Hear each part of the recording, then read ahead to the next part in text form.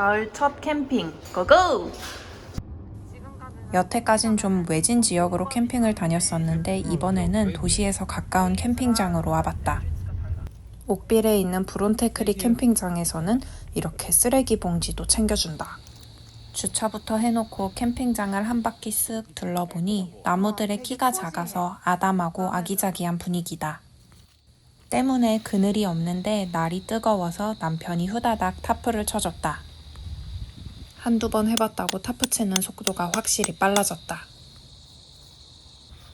완성된 그늘 아래서 시원하게 들이켜보는 맥주 한 모금. 아 시원해. 맛있어? 이번에는 둘이서만 온 캠핑이라 뭐든지 간단하고 편리하게 즐기다 가기로 했다. 그런 의미에서 첫날 저녁 메뉴는 캠핑장에서 차로 5분 거리에 있는 웬디스로 결정. 먹겠습니다. 이제 보니 남편의 드링크 사이즈는 음료수 먹으려고 햄버거를 시킨 수준이다. 손에 물 한 방울 안 묻히고 저녁을 해치우고 나니까 비로소 휴식을 즐길 수 있는 시간이 왔다. 달콤한 휴식도 잠깐, 어느덧 저녁이 되었고 캠핑을 와서도 나는 유튜브 편집을 했다. 편하게 쉬는 법? 그런 것 따위 난 몰라. 둘째 날 아침이 밝았다. 간단하게 오이와 파프리카로 허기를 채우고 공원에 있는 파크 스토어 구경을 가기로 했다. 도시와 가까워 물품이 귀하지 않아서 그런지 여태까지 와봤던 파크 스토어 중에서 제일 작았던 사이즈. 우리가 모으는 파크 스티커 종류도 딱 한 가지밖에 없었지만 마침 내가 입고 있는 옷과 컬러 매치가 되어서 기분이 좋았다. 사실 이번 캠핑의 주 목적은 옥수수 피킹. 한국에서도 따본 적 없는 강원도 찰옥수수를 캐나다에서 딴다는 게 좀 웃기지만 먹는 거에 진심인 우리가 못할 일은 없지! 신기하다. 한인분이 운영하시는 초보농장이라는 곳에 방문했는데 영화에서나 볼 법한 이렇게 큰 헛간 구경도 할 수 있었다. 나올 것 같은 뷰다. 비밀 통로인가? 저 줄 당기면은 뭔가 비밀 통로로 이어질 것 같아. 여기 옥수수 피킹 하러 온 사람들이 여기 다 갇혀 있는 거 아니야? 조심해. 우리 여기다가 우리 항상 주먹 쥐고 다녀. 옥수수 따러 가기 전에 예쁘게 갖고 놓으신 꽃밭 구경도 하고 장독대 구경도 하고 귀여워. 염소 구경도 했다. 얘네들은 냄새가 안 난다. 바람이 우리 쪽으로 오니까 냄새 난다. 안녕. 자, 이제 옥수수 따기를 시작하지. 우와, 진짜 끝이 없다. 옥수수 피킹 경험자의 짬바를 보여주자. 옥수수 따는 방법. 뚝배기. 방법이고 뭐고 힘으로 옥수수를 따는 남편을 따라 왕건이를 찾으러 더 깊숙이 들어가 봤다. 이런 정글을 누가 오겠니? 우리 같이 극성인 애들이 나오지. 정말 끝도 없이 펼쳐진 옥수수 밭이다. 내 손의 감각을 믿고 오동통한 것 같은 옥수수를 찾아 똑 떼어내면 뭔가 성취감 같은 게 느껴졌다. 손을 하늘 위로 들어봐. 보인다. 그리고 옥수수 멸종시킬 기세인 남편. 이 옥수수들은 전생에 무슨 죄를 지었길래. 실해 보이네. 엄선해서 고른 옥수수들을 포대자루에 넣고 룰루랄라 농장으로 돌아갔다. 양손 가득 옥수수를 들고. 오늘의 수확물 체크 시간.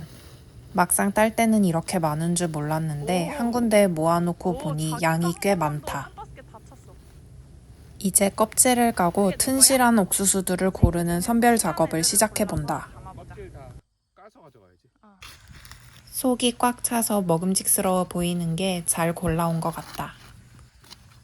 옥수수를 맛있게 삶으려면 속껍질 한 겹과 수염을 같이 넣고 삶아야 한다는데 우리는 음식물 쓰레기 처리가 어려울 것 같아 알맹이만 쏙 빼는 작업을 했다. 아따 고생하셨어요잉.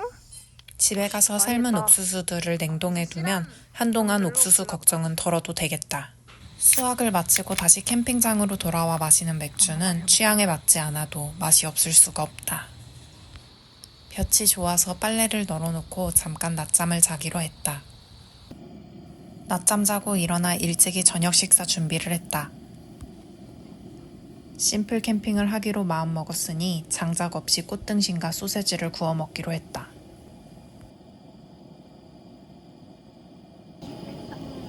세상에서 제일 맛있는 시즐링 소리.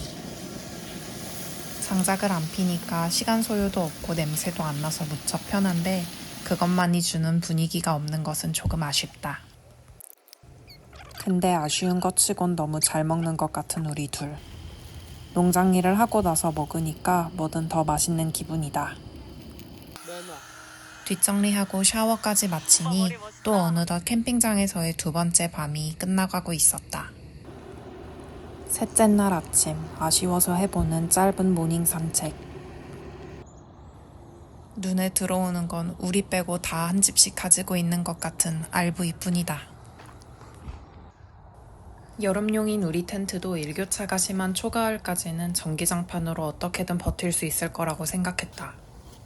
이번에는 잘 지나갔지만 앞으로 더 추워지면 힘들 것 같아 2주 뒤에 예약한 캠핑 취소한 건 안 비밀.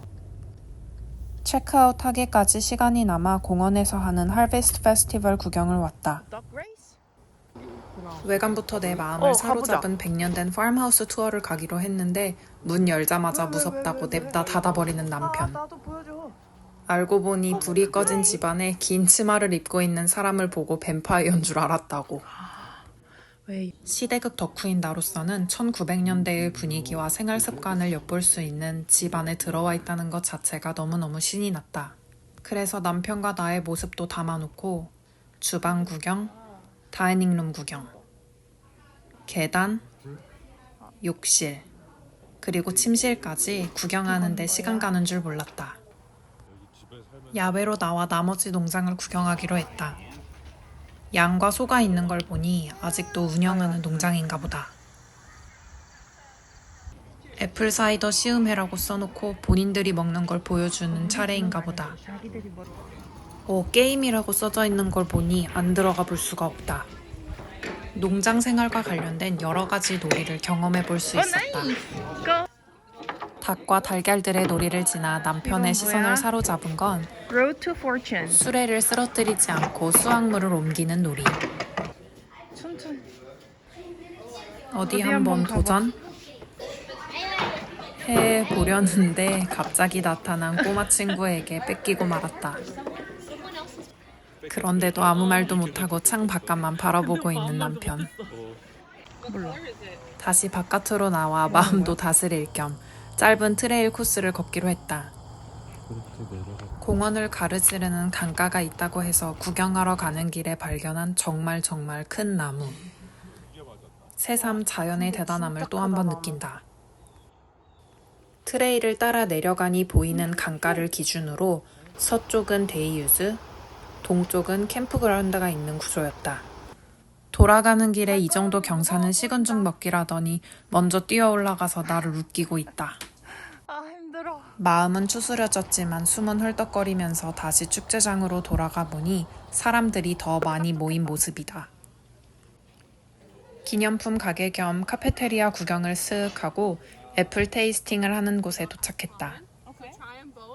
아삭파인 나는 허니크리스프, 서걱파인 남편은 그레이븐스타인이 입맛에 맞았다. 색이 없으면. 트랙터를 타고 농장을 한 바퀴 도는 코스도 있었지만 40분이 소요되는 관계로 우리는 이만 캠핑 사이트로 돌아가기로 한다. 트랙터 탈 시간은 없지만 핫도그 먹을 시간은 당연히 있는 법. 생각해보니 아침 내내 먹은 게 아까 먹었던 사과뿐이라 핫도그로 점심을 맛있다? 대체했다. 빵 맛이야. 캠핑장에서 철수하고 돌아오는 길에 있는 크리스피 크림 스토어에 들렀다. 일전에 왔을 때는 가게 바깥 파킹락까지 대기줄이 길었었는데 이 정도면 괜찮은 편.